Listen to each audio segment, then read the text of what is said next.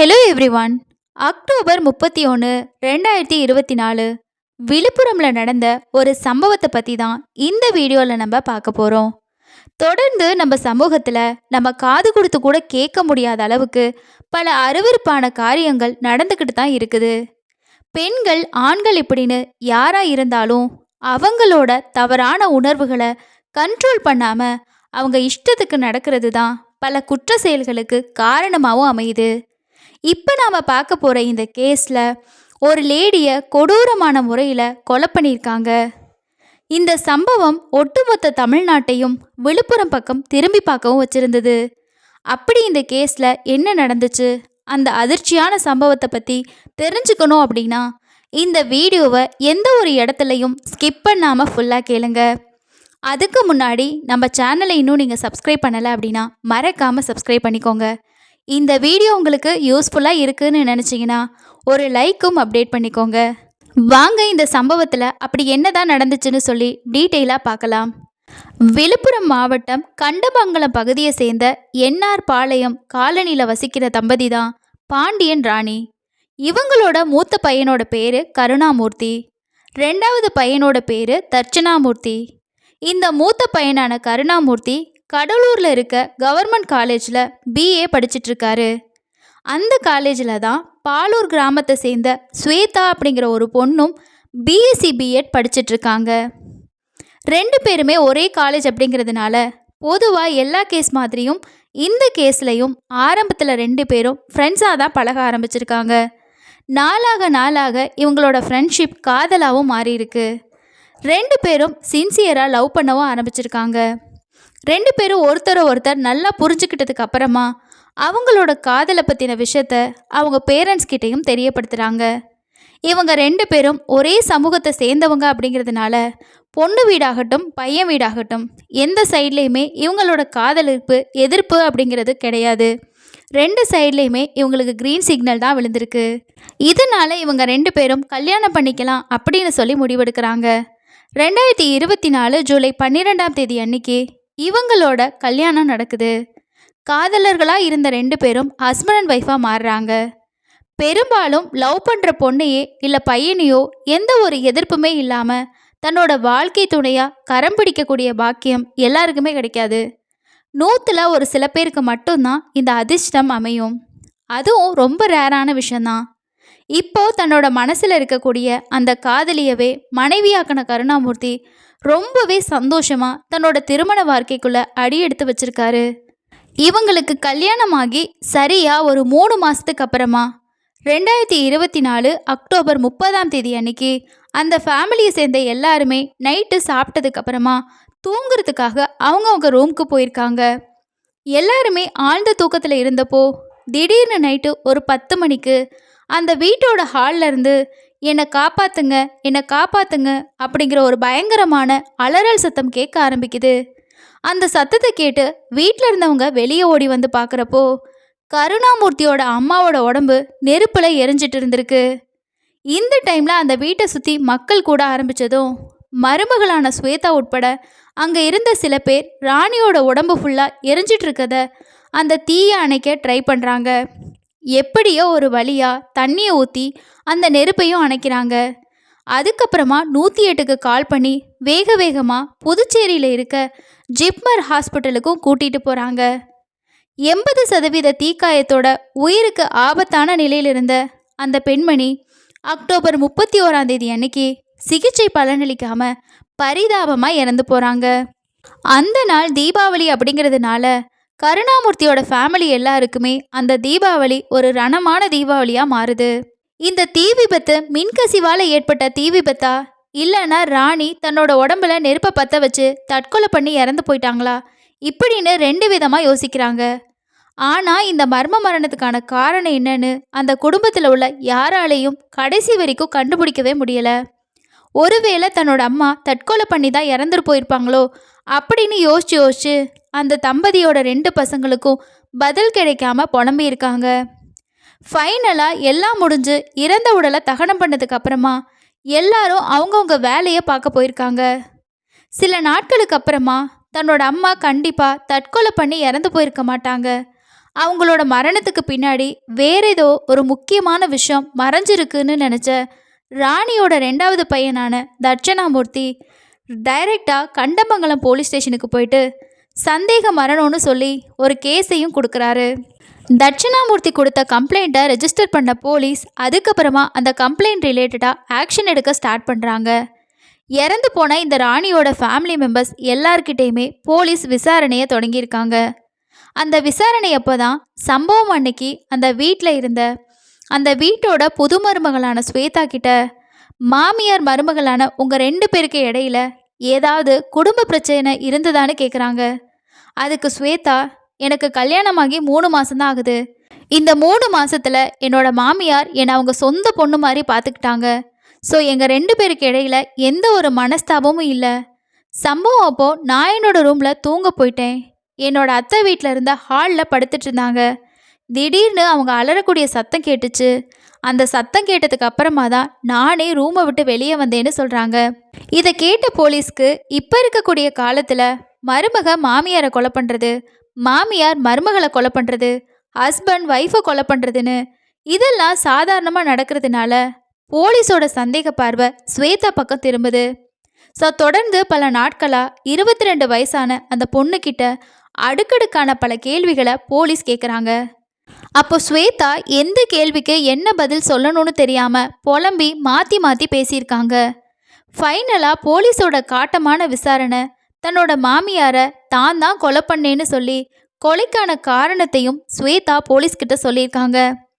அந்த காரணத்தை கொஞ்சம் கூட எதிர்பார்க்காத ஸ்வேதாவோட ஹஸ்பண்ட் எத்தனையோ பொண்ணுங்க இருந்தோம் இவளை போயிட்டு காதலிச்சு கல்யாணம் பண்ணிக்கிட்டோமேன்னு ஃபீல் பண்ணியும் இருக்காரு. இப்படி தன்னோட ஹஸ்பண்டையே ஃபீல் பண்ண வைக்கிற அளவுக்கு ஸ்வேதா போலீஸ்கிட்ட சொன்ன அந்த பயங்கரமான ஸ்டேட்மெண்ட் இதுதான். கருணாமூர்த்தியும் ஸ்வேதா தம்பதி 2 பேருமே லவ் மேரேஜ்க்கு அப்புறமா அவங்களோட இனிமையான வாழ்க்கையை வாழ்ந்துட்டு இருக்காங்க. செங்கல்பட்டில் இருக்க ஒரு தனியார் நிதி நிறுவனத்தில் தான் கருணாமூர்த்தி வேலை பார்த்துட்டு இருக்காரு. மேரேஜ் ஆகி சில நாட்களுக்கு அப்புறமா திரும்பவும் அவர் செங்கல்பட்டுக்கு கிளம்பி போயிட்டு இருக்காரு. என்னதான் ஊருக்கு போனாலும் அவரோட மனசு ஃபுல்லாக தன்னோட காதல் மனைவியான ஸ்வேதா மேலே தான் இருந்திருக்கு. ஸோ அடிக்கடி தன்னோட மனைவிக்கு கால் பண்ணி பேசுறது, லீவு கிடைச்சா உடனே ஊருக்கு வர்றது, இப்படி அவரோட வாழ்க்கையை சந்தோஷமாக தான் வாழ்ந்துட்டு இருந்திருக்காரு. கருணாமூர்த்தியோட அப்பாவும் வெளியூரில் வேலை பார்க்குறாங்க. இதனால் இங்கே ஊரில் இருக்கக்கூடிய வீட்டில் மருமகளான ஸ்வேதாவும் மாமியாரான ராணியும் மட்டும்தான் இருந்திருக்காங்க. இந்த நிலைமையில் மாமியார் ராணியும் அவங்களுக்கு கிடைக்கக்கூடிய கூலி வேலைக்கு டெய்லியுமே போயிடுவாங்க. பேச்சு துணைக்கு ஆள் இல்லாமல் வீட்டில் தனியாக இருக்கிற ஸ்வேதாவோட மனசு வேறொரு திசையை நோக்கி போக ஆரம்பிக்குது. கல்யாணமான 1 மாதம் மட்டும் தன்னோட ஹஸ்பண்டுக்கு உண்மையாக இருந்த ஸ்வேதா 2வது மாதத்துலேருந்து தடம் மாறி போயிட்டு தான் வீட்டுக்கு எதிர் வீட்டில் இருக்கக்கூடிய டிரைவரான சதீஷ்குமார் கூட நட்பாக பழகியிருக்காங்க. சதீஷ்குமாரும் ஸ்வேதா வீட்டில் தனியாக இருக்கிறத தனக்கு சாதகமாக யூஸ் பண்ண நினச்சி அந்த பொண்ணுக்கிட்ட அன்பாக பேசுகிறது, கேராக பார்த்துக்கிறது, இப்படின்னு தன்னோட காதல் வலைக்குள்ளே அவங்கள சிக்கவும் வச்சுருக்காரு.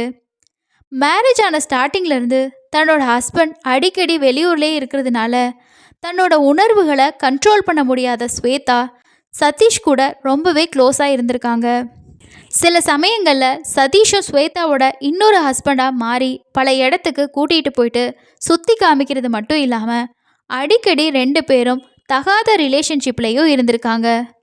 கிளியராக சொல்லணுன்னா ஸ்வேதாவோட மாமியார் காலையில் வேலைக்கு போனால் ஈவினிங் டைமில் தான் வீட்டுக்கு திரும்பி வருவாங்க. ஒரு சில சமயங்களில் வெளியூரில் ஸ்டே பண்ணி வேலை பார்ப்பாங்க. இது ஸ்வேதாவோட கள்ள உறவுக்கு ஒரு ப்ளஸ் பாயிண்ட்டாக அமைஞ்சிருக்கு. தன்னோட மாமியார் வேலைக்கு போனதுக்கு அப்புறமா எதிர் வீட்டில் இருக்கக்கூடிய சதீஷை தன்னோட வீட்டுக்கு வர வச்சு அவன் கூட தவறான உறவை வளர்த்துக்கவும் ஆரம்பிச்சிருக்காங்க. இவங்களோட கள்ள உணர்வு தொடர்ந்து 2 மாதமாக கண்டினியூ ஆகிட்டே இருந்திருக்கு. சரியாக தீபாவளிக்கு ஒரு சில நாட்களுக்கு முன்னாடி ஸ்வேதா சதீஷை தன்னோட வீட்டுக்கு வர வச்சு 2 பேரும் தனிமையில் இருந்ததை அந்த வீட்டுக்கு தற்செயலாக வந்த மாமியாரான ராணி பார்த்துடுறாங்க. இப்போ ராணியை பார்த்த சதீஷ் விழுந்தடிச்சு அங்கேருந்து ஓடி போயிருக்கான். இந்த டைமில் ராணி தன்னோட மருமகளை கடுமையாக திட்டினது மட்டும் இல்லாமல், உன்னோட இந்த கேவலமான நடத்தைய தீபாவளிக்கு ஊருக்கு வர்ற என்னோட பையன்கிட்ட சொல்லுவேன், அதுக்கப்புறமா உன்னை என்ன பண்ணலான்னு அவனே முடிவு பண்ணுவான்னு சொல்லியிருக்காங்க. இந்த வார்த்தையை கேட்டதுலேருந்து ஸ்வேதாவோட மனசு பதற ஆரம்பிச்சிருக்கு. உடனே இந்த விஷயத்த ஃபோன் மூலமாக சதீஷ்க்கும் தெரியப்படுத்தியிருக்காங்க. அதுக்கு சதீஷ் என்ன சொல்லியிருக்கானா, கடந்த 2 மாசமா நம்ம சீக்ரெட்டாக வச்சுருந்த இந்த உறவு உன்னோட ஹஸ்பண்டுக்கு தெரிஞ்சு போச்சுன்னா ரொம்ப பெரிய பிரச்சனையாக மாறிடும். அதுக்கப்புறம் நம்மளால் இந்த மாதிரி சீக்ரெட்டான ரிலேஷன்ஷிப்பை கண்டினியூ பண்ணவும் முடியாது. நாம் சந்தோஷமாகவும் இருக்க முடியாது. நம்ம ஃப்யூச்சர்லேயும் இந்த உறவை கண்டினியூ பண்ணணும் அப்படின்னா உன்னோட மாமியாரை கொலை பண்ணணும்னு சொல்லியிருக்கான். ஏற்கனவே பயத்தில் இருந்த ஸ்வேதா தப்பிச்சா போதும் அப்படிங்கிறதுக்காக இந்த முடிவுக்கு ஓகேயும் சொல்லியிருக்காங்க. சரியா அக்டோபர் 30ஆம் தேதி, அதாவது தீபாவளிக்கு ஒரு நாளைக்கு முன்னாடி ஸ்வேதா தன்னோட மாமியார்கிட்ட போய், அத்தை, நான் பண்ணது தப்பு தான், மன்னிச்சிடுங்க. வயசு கோளாறுனால இந்த மாதிரி நான் தப்பு பண்ணிட்டேன். நாளைக்கு ஊருக்கு வர உங்கள் பையன்கிட்ட அன்னைக்கு நடந்த விஷயத்தை பற்றி எதுவுமே சொல்லிடாதீங்க. என்னோட வாழ்க்கையே உங்கள் கையில் தான் இருக்குது இப்படின்னு பல காரணத்தை சொல்லி நைஸாக பேசி தன்னோட மாமியாரை சமாதானப்படுத்தியிருக்காங்க. அதுக்கப்புறம் தீபாவளிக்கு புது ட்ரெஸ் எடுக்கிறதுக்காக மாமியார் மருமக 2 பேரும் ஷாப்பிங்க்கும் போயிருக்காங்க. நைட்டு ஷாப்பிங் முடிச்சு லேட்டானதுனால கடையிலே சாப்பிட்றலாம் அப்படின்னு சொல்லி ஒரு கடையில் ஃப்ரைட் ரைஸ் வாங்கிட்டு நைட்டு ஒரு 8 மணிக்கு வீட்டுக்கு ரிட்டர்ன் வந்திருக்காங்க. இப்போ ஸ்வேதா தன்னோட மாமியாருக்கு ஆல்ரெடி பொடியாக நுணுக்கி வச்சுருந்த தூக்க மாத்திரையை அந்த ஃப்ரைட் ரைஸில் மிக்ஸ் பண்ணி கொடுத்துருக்காங்க. இதுதான் தன்னோட கடைசி நாள்னு தெரியாமல் அந்த மாமியார் ராணியும் எல்லா ஃப்ரைட் ரைஸையும் சாப்பிட்டு முடிச்சிருக்காங்க. அதுக்கப்புறமா தூங்கவும் ஆரம்பிச்சிருக்காங்க.